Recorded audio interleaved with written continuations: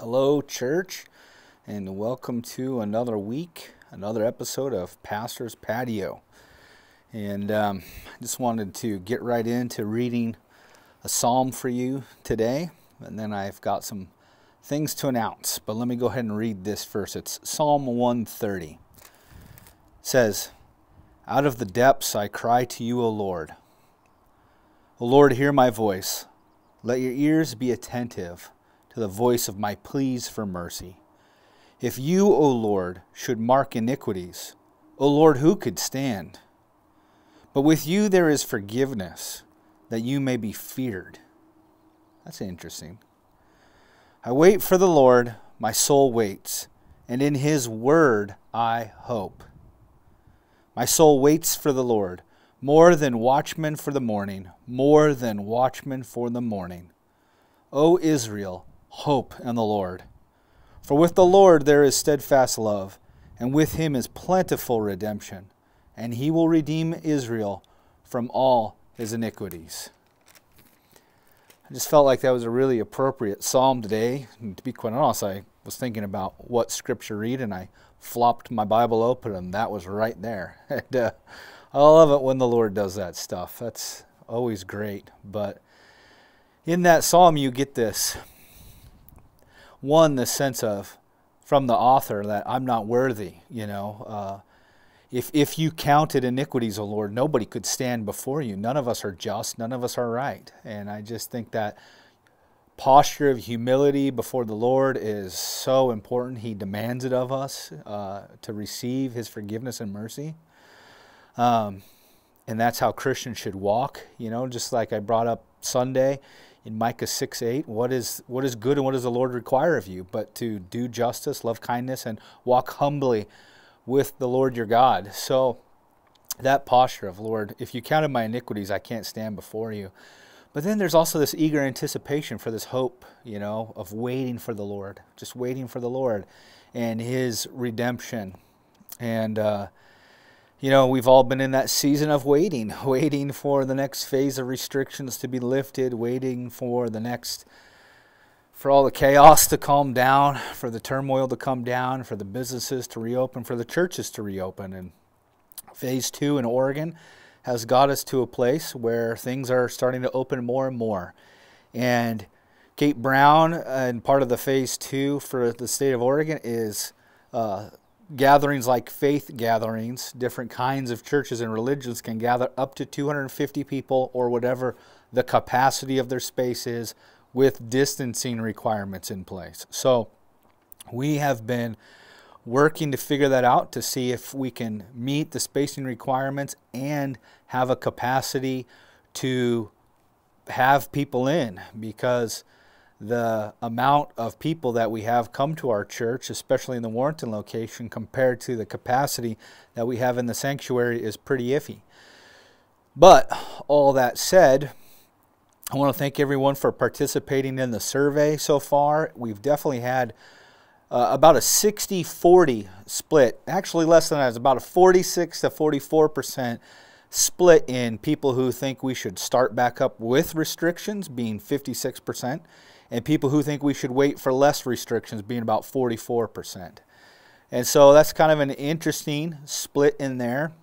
And regardless of what we decide to do, people will agree or disagree, and that's fine. That's fine. But we met last night, Corey and I and the elders, and we decided right now we are tentatively planning. Okay, now emphasis on this word, tentatively, planning to regather, reopen, open the building back up, however you want to phrase it, the weekend of June 27th and 28th for both Napa and Warrenton.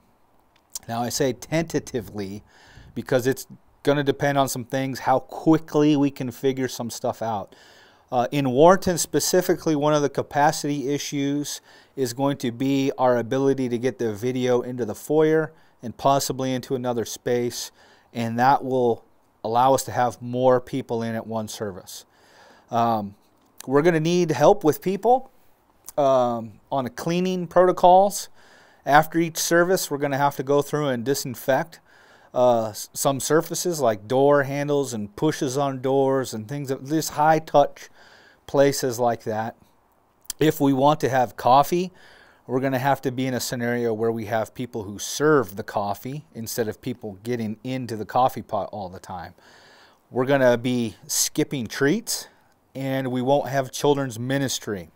Now we're working on putting together some packets for the kids, an activity during the service. So if you're a family with kids and you come, there will be a little activity packet with them. And that will include a couple pages of activities and a little box of crayons, and every kid will get to keep those pages and those crayons, take them with you, and we will disinfect the clipboards before they're used again. So there's all these little details that we're putting in place, and I'll announce more of those details and what you can expect when you come to a service for Napa, and Corey will do that for Napa, and I'll do that for Warrenton, so you get a clearer picture. But if you're someone who's willing to help with the cleaning process after each service, we'd really appreciate that help. I'm working on setting up a meeting with some of our tech people right now to figure out video stuff, because not only do we need to figure out the video into some of the other spaces so we can up our capacity, but also how we're going to deliver that content online still for those of you who will continue to choose to stay home. And I don't want you to feel rushed in. I don't want you to feel any sort of guilt like, well, they're open, I need to be there. If you're feeling leery at all about it, please, we're going to try to continue to deliver the content to you at home. And even if you're meeting in a small home church and that is going well for you and you just kind of want to ride that out for the rest of phase 2, that's wonderful as well. So, and you know, and some of that would be a little helpful if some people are willing to kind of stay in that route just to maintain the capacity. Over the course of time, we've had a higher leaning toward our 9 a.m. service, mainly because of children's ministry availability during that service.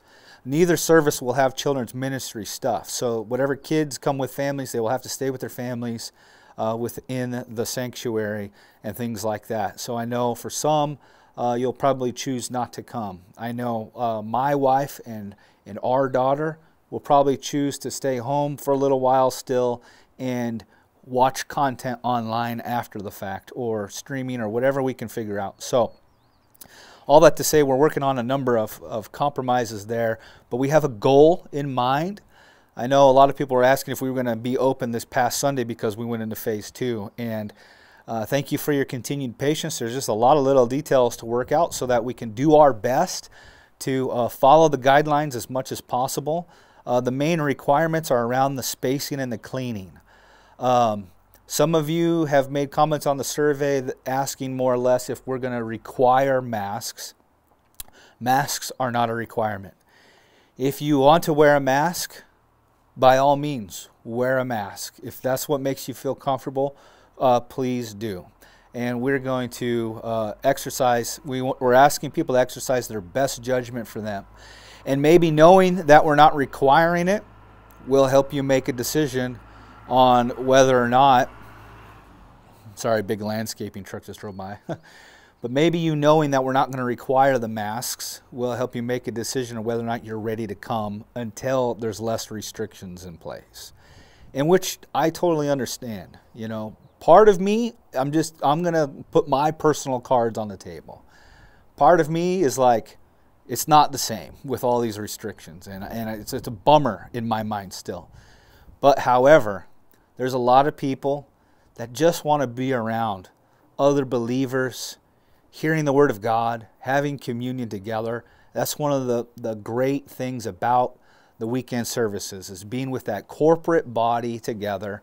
It's been so long since we've been able to do that. So now that we're getting a little more comfortable with what we can facilitate, we're making strides to do that. So anyways, that's kind of where we're at.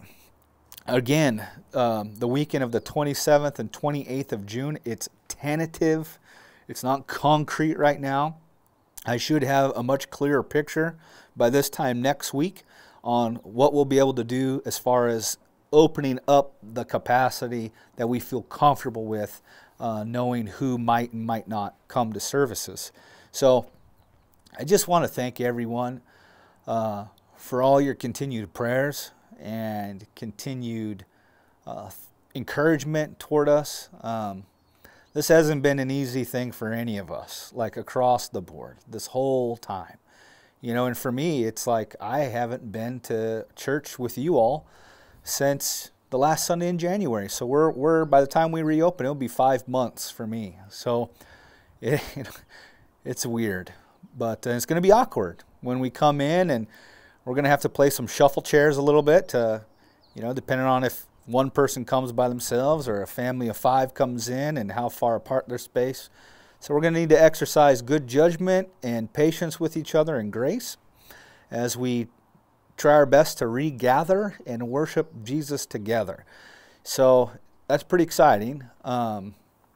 Anyways, I don't want to ramble on too much, but I'll try to have more concrete information on that. But just keep praying about that we can get that figured out in a very timely manner to one, increase our capacity at our facility with the spacing requirement, and 2, continue to provide the online content of good quality for those who choose to continue staying home until we're out of these restrictions. So things change every day with this process. We've all learned that.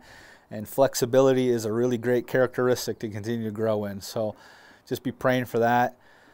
Thank you again so much for everything you do, for your continued support, for your continued patience and your prayers. We all really appreciate it very much. And we'll be getting together again sooner than later. So anyways, that's it for this week. Hang out in Psalm 130 while we wait with anticipation. Hang out in Psalm 130 this week. And thanks again. We'll see you next week on another episode of Pastor's Patio.